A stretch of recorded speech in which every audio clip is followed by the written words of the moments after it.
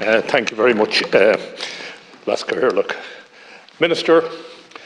Today's budget, I want to congratulate the government for at last they have sent out a signal to foreign direct investment in this country that we don't get defence, we don't get security, we have no interest whatsoever in it.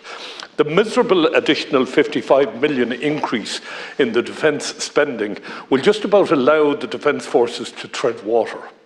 There is nothing in it for them.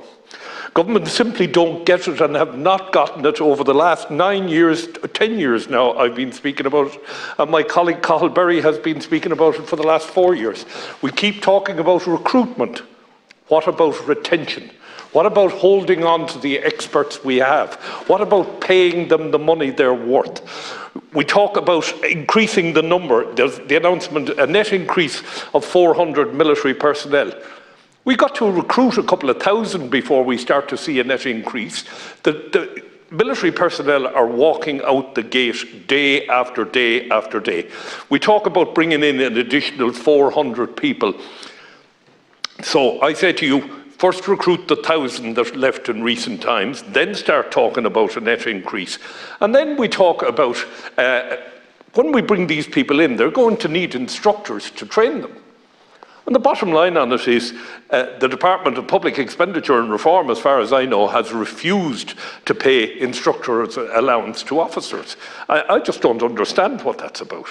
Recently, we had the Defence Forces and the Department of Defence before the Joint Oireachtas Committee. And one of the things we spoke about was the Naval Service.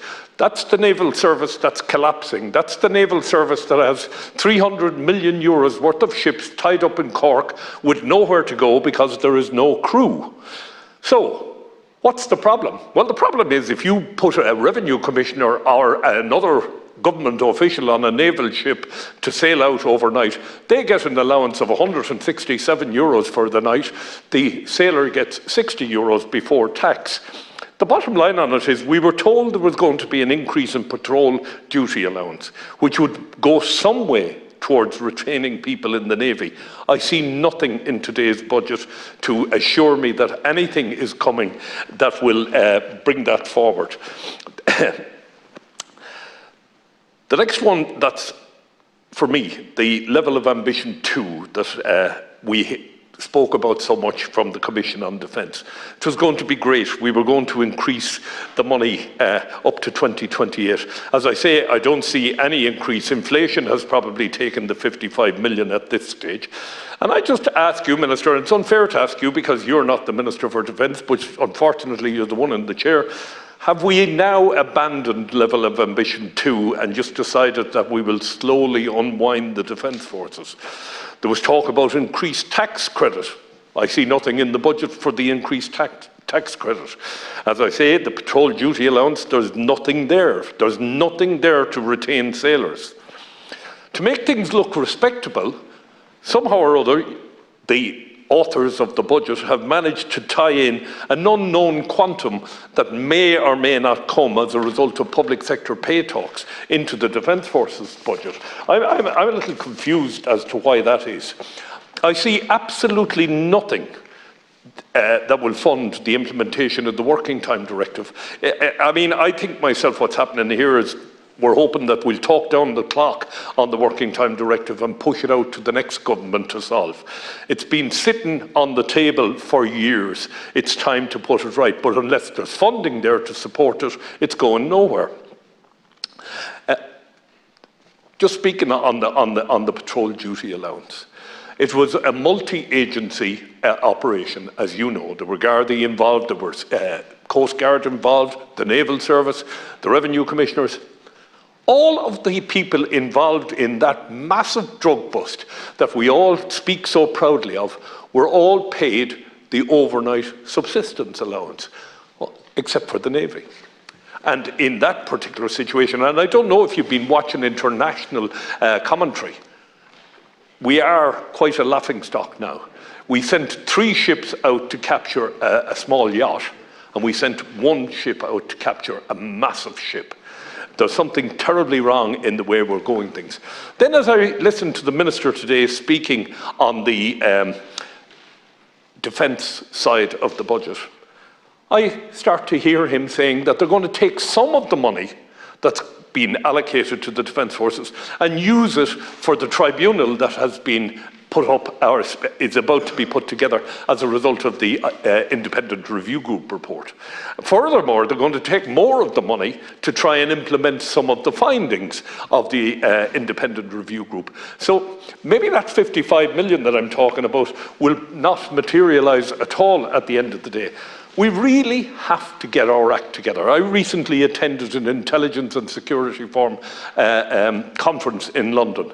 And I can tell you, people are absolutely horrified that we are in such a poor state. We cannot defend our sky. We can't see what's up there. We've been told primary radar will not be here until 2028 now. We have no idea what's going on in our waters. We depend on other people to tell us what's going on. And when we do find that there's something that needs to be dealt with, we only have one ship at a time to deal with it. We're talking about increase in equipment and infrastructure. Who's going to use it? What are we going to do with it? Tie it up with the other 300 million euros worth of ships in Cork? It's simply not on. When I look at how we can spend money in other departments, let's take the Department of Transport, and specifically let's look at the search and rescue contract recently allocated to Bristow's.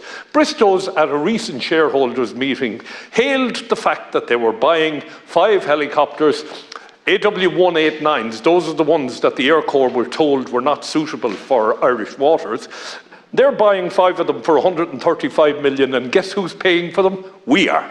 And at the end of their contract, like the Sikorsky S-92s, they will fly out of this country, and thank you very much for your time and for your money. That contract was worth 800 million euros.